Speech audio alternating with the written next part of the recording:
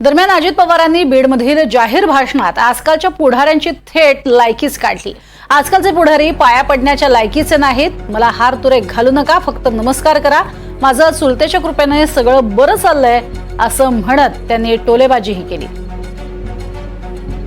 खाली आणू नका, टोप्या घालू नका, मला त्याच्यामध्ये हार घालू नका, येऊन नुसता नमस्कार करा, तो मला प्रेमाचा वाटेल।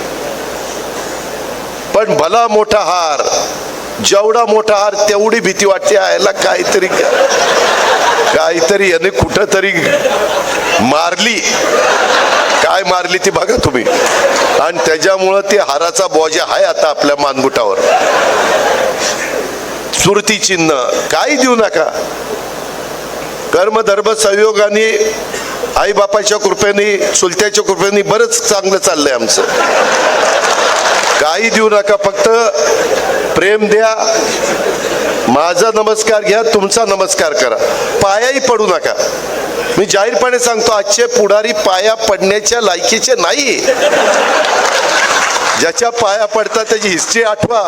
अरे म्हणाल मी कुणाच्या पाया पडलो, कुणाच्या पाया पडलो, आई बापाच्या पाया पडा ना।